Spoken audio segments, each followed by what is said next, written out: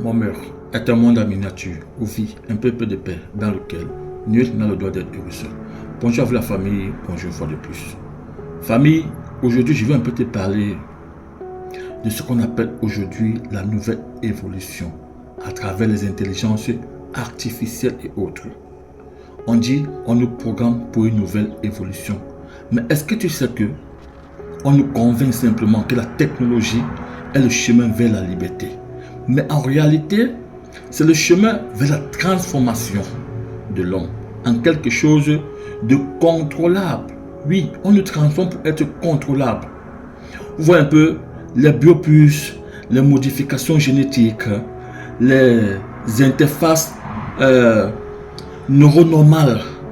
Toutes ces améliorations que vous voyez là n'améliorent pas, mais elles vous asservissent. Est-ce que tu connais cela? En outre, vous allez loin. Moins il restera d'humanité en vous.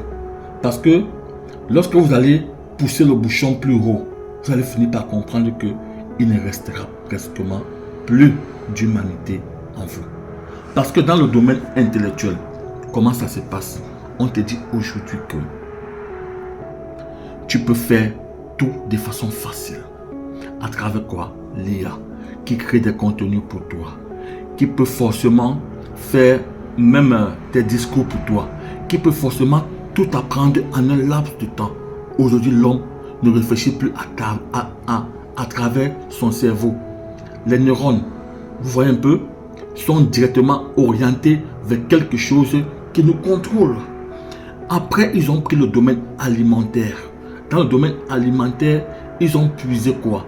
Ils ont fait comprendre qu'aujourd'hui, on peut créer en grande quantité. Ça veut dire qu'aujourd'hui, il faut ingérer à travers nos produits sains des éléments chimiques pour permettre la production en masse. Aujourd'hui, on voit comment dans nos marchés, il y a abondance de fruits qui n'ont pas de pépins à l'intérieur. Ces fruits, nous les consommons au quotidien. Il y a la facilité. On ne parvient plus à cultiver les cultures dans des terres fertiles. On les cultive à travers des terres non fertiles et à travers des produits chimiques. Et cela crée quoi? Aujourd'hui, dans le domaine de la santé, ça crée directement des manques, des pathologies. Ça veut dire maintenant que dans le domaine sanitaire, on fait comment? On nous propose des vaccins pour dire, soi-disant, nous traiter, nous soigner. Alors qu'à travers ces vaccins, on nous maintient encore dans toute cette aliénation.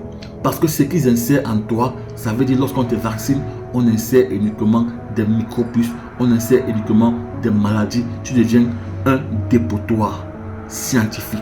Tu deviens comme ça une personne qu'on a déposé maintenant des objets auxquels ils vont prendre la peine, ils vont prendre le soin de pouvoir étudier et de voir comment est-ce que tu es en train d'évoluer. C'est à ce moment que on va te faire comprendre que aujourd'hui, tu es dépendant de tels médicaments, tu es dépendant de telle dialyse, tu es dépendant de cela, juste parce que tu as refusé d'aller cultiver la terre aride pour pouvoir consommer des produits chimiques. Voilà donc comment à travers la santé, on te maintient aujourd'hui. Tu travailles bien et à un moment de la vie, il faut que tu aies été fait ausculter. Tu as fait ta dialyse, tu as pris tes médicaments. Et si tu rates ces médicaments, ça veut dire que tu peux encore refaire la maladie et même double. Observez un peu comment toutes ces choses fonctionnent. Ils ont commencé par notre intellect, par ce que nous mangeons. Pour finir, ça atteint le domaine médical aujourd'hui auquel nous sommes aujourd'hui dépendants de ces médicaments. Observez un peu. Et cela entraîne quoi aujourd'hui sur le marché? Le manque de main-d'œuvre qualifiée à travers l'être humain. Parce que tout devient de façon robotique. Celui qui ne peut pas manipuler un robot aujourd'hui n'est pas digne d'être appelé un homme intègre. Celui qui ne sait pas comment utiliser un ordinateur, un matériel informatique n'est pas digne aujourd'hui d'être appelé un homme intègre. Alors que dans le temps, on étudiait à travers nos neurones. On voyait comment nos grands-parents manifestaient par leurs intelligences, par leurs intellects, à travers des nuits de travail, de dur labeur, et on voit le résultat qui était tellement parfait, au point où on se voyait comme ça, en train de faire les prouesses plus que ce qu'on voit aujourd'hui. Aujourd'hui, on voit des médecins qui vont à l'école. Ils vont faire ce qu'on appelle quoi? Ils vont juste aller copier ce qui était déjà sur place. Aucun médecin aujourd'hui ne fait plus de recherches parce que le cerveau est formaté directement sur ce qu'on a déjà mis. Lorsque un médecin va à l'école aujourd'hui, qu'est-ce qu'il apprend? Il apprend uniquement comment prescrire des médicaments qui existent déjà.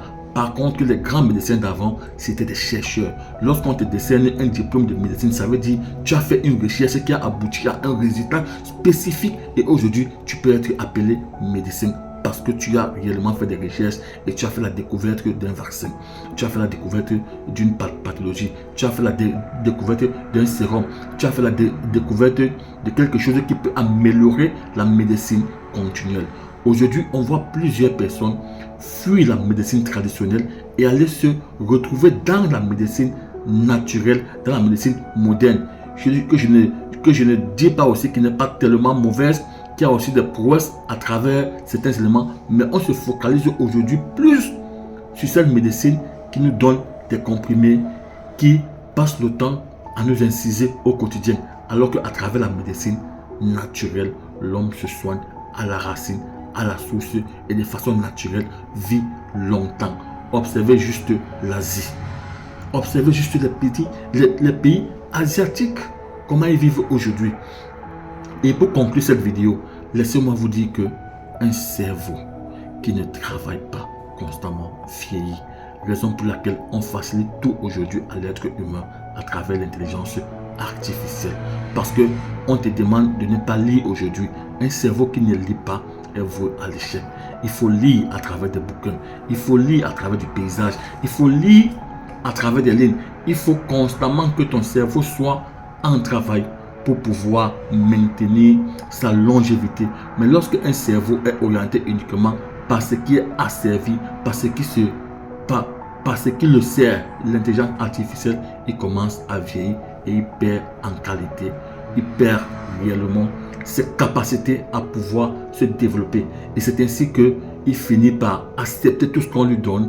Il ingurgite et c'est comme ça qu'il commence à faire des pathologies qui deviennent aujourd'hui dépendant de cette médecine qui finit par causer la division entre les hommes. Il faut simplement comprendre cela, franchement. Alors aujourd'hui, j'appelle à toi qui t'es lancé comme ça dans l'intelligence artificielle de faire tellement attention parce que tout cela, c'est toi qui contrôles cela et non pas cela doit te contrôler. Si aujourd'hui tu veux utiliser une intelligence artificielle, c'est à toi de lui donner une direction et non à elle de te donner une direction. Alors, j'espère que tu as vraiment compris mon message et que tu en feras bon usage. Bonne journée à toi.